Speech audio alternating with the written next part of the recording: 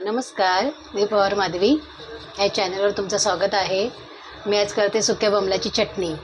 तर मी तुम्हालाही दाखवते चांगली चटपटीत छान. तर मी आधी त्यांना गरम पाण्यात घालून घेते. गरम पाणी घातलं आहे बोंबलामध्ये. हे बघा, ह्याला थोडा वेळ बाजूला ठेवते आणि ही कढई गरम करायला ठेवते आणि कांदा भाजून घेते त्याच्यामध्ये.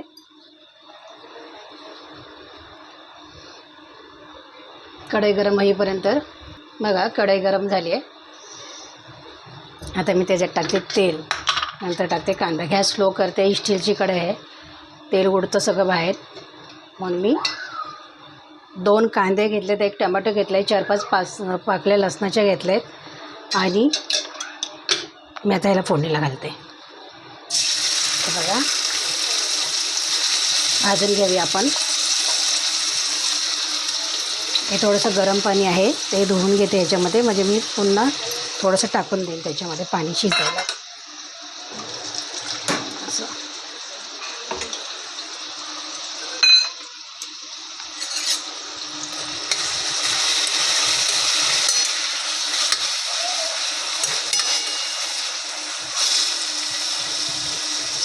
नेहमीप्रमाणे त्याच्यात मीठ टाकायचं आहे चवी.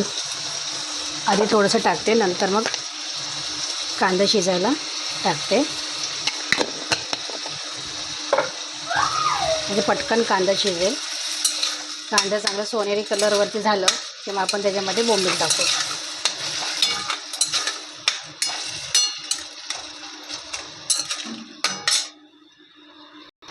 मीठ टाकलं ना की असं कांद्याला पाणी सुटतं बघा.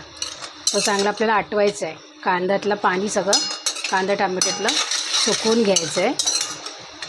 मग लाल मसाला वगैरे टाकते मी त्याच्यामध्ये. आता याचं पाणी सुकलं आहे तर त्याच्यामध्ये मी लाल मसाला घालते. मसाल्याचा भांडा धुतल्या म्हणून वाट्या बाहेर काढून ठेवल्यात. 1 चम्मच लाल मसाला टाकला, पाव चम्मच हळद टाकते. गॅस स्लो करून घेते, मसाला सगळा भाजून घेते छानसं.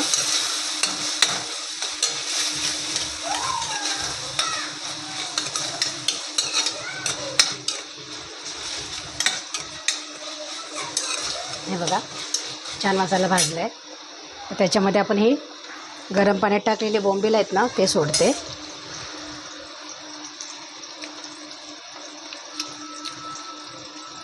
हे बघा,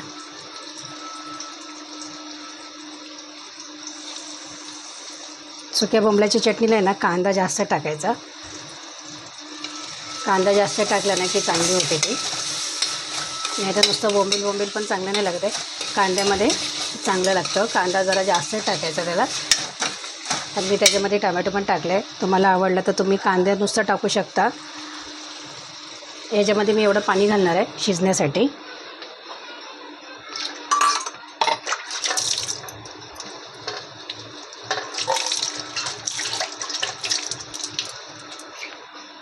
शिजून झाल्यावर आहे ना थोडं आगळ टाकेल. 1 चम्मच आगळ काढून ठेवलेलं आहे.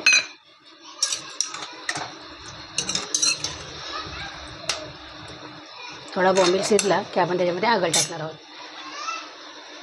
शिजायला पाणी ठेवलं होतं ह्याच्यामध्ये, ते आता आटलं आहे. तर आता मी त्याच्यामध्ये टाकते कोथिंबीर. कोथिंबीर टाकते आणि आगळ टाकते.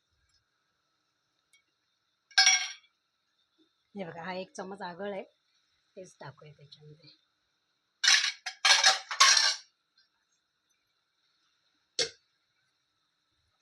हे बघा,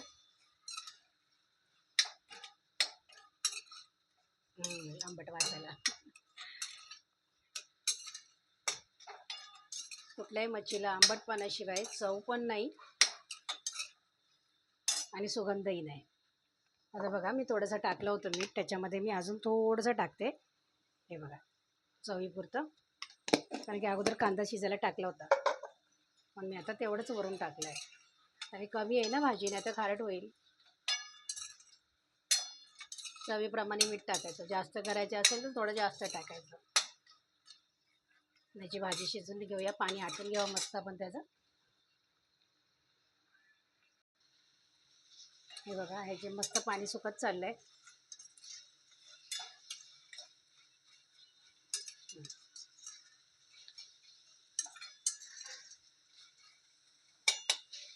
झाली आपली बोंबलाची चटणी. कशी वाटली माझी रेसिपी तुम्हाला नक्की सांगा, कमेंट करून, लाईक शेअर सबस्क्राईब करा, बेल आयकॉन दाबायला विसरू नका. आणि बोंबलाच्या चटणीसोबत जेवायला या. छान केले बघा. Bye bye.